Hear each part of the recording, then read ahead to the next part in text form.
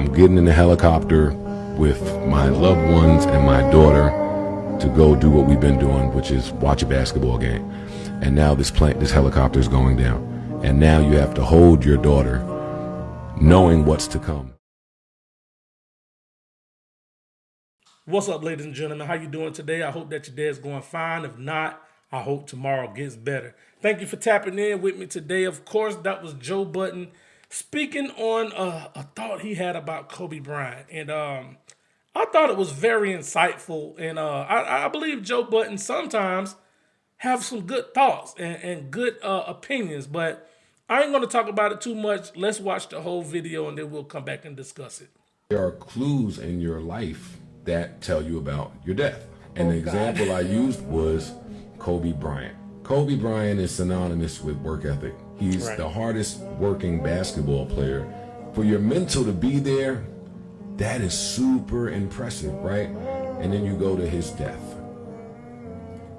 I'm getting in the helicopter with my loved ones and my daughter to go do what we've been doing, which is watch a basketball game.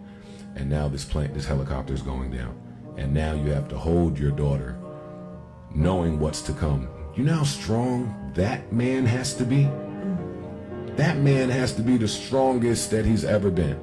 And that's going to take a life of hard work, dedication, preparation, all those things that he thought he was doing for basketball. It wasn't for basketball. It wasn't for basketball at all. That's who you needed to be in that moment for your child.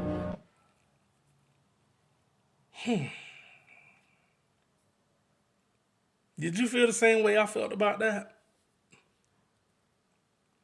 Man, when I heard that and I processed it, I had to watch this video at least 4 more times.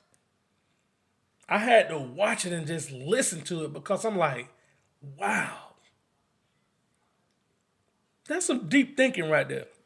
If you ask me, that's some deep thinking. That's some deep analyzing, and I think it was well thought out and well said. You know, because so many times in life we prepare ourselves for careers, relationships, self. We always preparing ourselves, and we think that what we're doing is for one reason, but a lot of times it be for another reason. You know, it's outside of our scope of focus. We don't realize that what we're doing is setting us up for something else. And I just think that was so crazy how he thought about that. Like, we think about Kobe, you know, after he passed away, and rest in peace to everyone that was involved in that situation, because we do know that there were other people involved. It's just that it was Kobe. So he kind of he took the spotlight off everybody else because of who he was. But rest in peace to everyone involved. But when we think about Kobe, we hear people talk about how hard he worked and how disciplined he was and how he was pretty much the first one there, the last one to leave. That work ethic, that discipline, that consistency. You know, I don't like the word motivation no more, because you don't have to be motivated to be consistent. You could just be consistent. You know, being consistent and being motivated is 2 different things. But he was so consistent. And the whole while he was building himself up to be the greatest basketball player, that discipline and all of that drive prepared him to be something else in a harder part of life.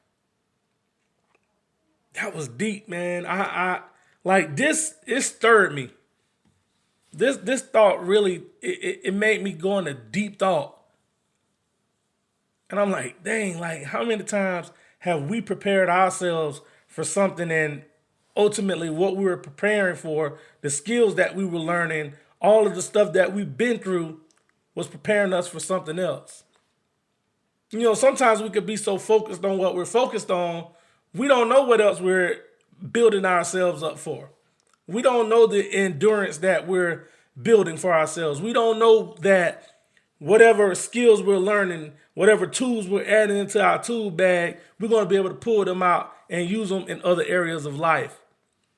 Like, we don't know all the time because we're focused on what we're focused on. And that's why I think it's good to have meditation and self-analysis. Because a lot of times, if you really look at it, we're so consumed now, we don't know ourselves. Like, a lot of times we're so programmed into, going into the routine of life that we really don't know what we like to do anymore. Like me and my wife, right? We have our kids, and our kids are our center. That's what we are focused on, raising our kids. So when we don't have our kids, a lot of times we don't know what to do. Yeah, I remember we had a night to ourselves. Like, someone had our kids. It had to be a family member, okay? Because we don't send them with anybody. And we had a night that we could dress up and go out. Guess what? We didn't know what to do. So we walked around Walmart. When all else fails, baby, you can walk around Walmart. But, it's just we get so caught up into the vision that we have for our lives that sometimes we don't allow ourselves to see anything else or allow ourselves to experience anything else different. Because we never know what life is going to take us. We don't know that. Me and the guy was at work the other week, and we was talking about how the things that we went to school for, it really don't have nothing to do with the job that we do. We was talking about college, at least. But I do believe that everything that we do in life will prepare us for something else later on in life. Because what I went to college for has nothing to do with the job that I currently work.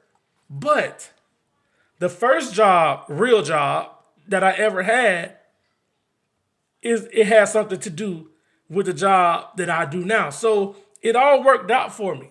Later, not sooner, but later. But it worked out. So with all of this being said and hearing these deep thoughts, I'm going to say every experience in life that we have, we need to enjoy it or try to make sure that we're in that moment, because we don't know what it's going to prepare us for in the future. We don't know how that's going to help us later on down the road.